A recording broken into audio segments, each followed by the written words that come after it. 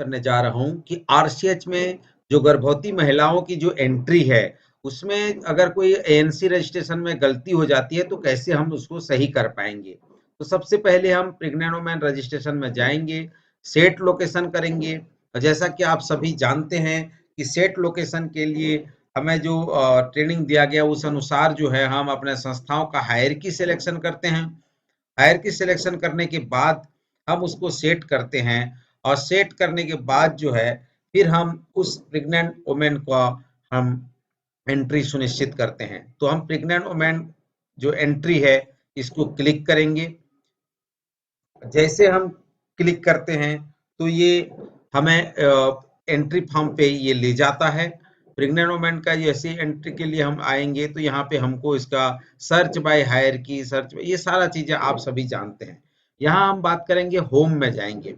Home में जा करके हम जो जिस भी एनसी का रजिस्ट्रेशन हमें प्राप्त हो चुका है और त्रुटिपूर्ण एएनसी रजिस्ट्रेशन हो गया है कि उसका डेट गलत एंट्री हो गया है, तो आप उस डेट को कैसे करेक्ट कर पाएंगे, ये आज का मुख्य विषय है। कभी कभी क्या हो रहा है कि प्राय जो जेएसए हैं ये एंट्री कर रहे हैं और एंट्री करने के दौरान कुछ कारण से किसी एक अंक गलत हो जाता है तो आपका पूरा डेटा गलत दिखाई देता है। तो यहाँ पे हम उस आरसीएच आईडी को यहाँ से लेंगे। उस गर्भवती माता का जो आरसीएच आईडी है हम यहाँ से कलेक्ट करते हैं, होम पेज में जा करके उसको पेस्ट करते हैं और गो बटन में क्लिक करते हैं। तो जैसा कि आप सभी जानते हैं कि वो जैसे ही गो बटन पर हम क्लिक करेंगे तो वो गर्भवती महिला का जो वास्तविक स्टेटस होता है, अर्थात चाहे वो री रजिस्ट्रेशन में हो, चाहे वो एएनसी में हो, चाहे वो डिलीवरी में हो, जहां पे भी वो गर्भवती महिला का वास्तु स्थिति होगा वहां पे वो पहुंचा देता है। तो ये आप सभी जानते हैं।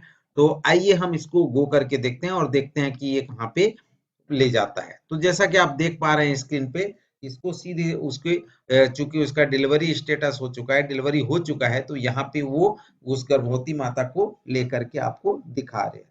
और हम बात कर रहे थे एएनसी में करेक्शन की, क्योंकि उसका जो एएनसी 1 और एएनसी 2 में इशू है इसमें, क्योंकि एएनसी 2 जो है 2 बार यहाँ पे रिपोर्ट हो रहा है, तो हम इसको देखेंगे क्योंकि उसका एक एएनसी का डेट उसको करेक्ट करना है। तो कैसे करेक्ट करेंगे, तो यहाँ पे हम जाते हैं और एएनसी डिटेल पे हम यहाँ पे क्लिक करते हैं। तो इसको हम क्लिक कर लेंगे और यहाँ पे क्लिक करने के बाद जो है आपका जो एएनसी का डिटेल में ले जा करके जो है वो हमें पोर्टल ले जाता है। तो ये यहाँ पे एक चीज और देख पा रहे होंगे कि यहाँ पे ब्लिंक कर रहा है। तो ब्लिंक करके डेटा ये बता रहा है कि आपका इतने दिन जो है उसको अपडेट करने के हो गए हैं, इतने दिन बीत चुके हैं। ये सारा चीजें जो है पोर्टल में नए नए अपडेट्स आ रहे हैं, तो सभी को इसको ध्यान देने की जरूरत है। ये हमने क्लिक किया, जैसे ही क्लिक किया तो नीचे देखिए यहाँ पे एनसी 2 और एनसी 3 दिखाई दे रहा है। अब चूंकि एनसी 2 वाला जो डेट पहले में जो डला हुआ है वो एनसी 1 है, जहां पे इसका डेट को हम अगर करेक्शन करना चाहते हैं तो हम सबसे पहले 1 पॉइंट पे जो है हम क्लिक करेंगे।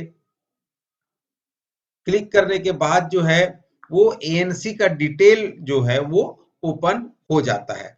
और जैसे ही ये ओपन होगा तो हमको यहाँ जो एएनसी डेट जो हमने गलत एंट्री कर दिया है वहां जा करके हम उसको करेक्ट कर पाएंगे।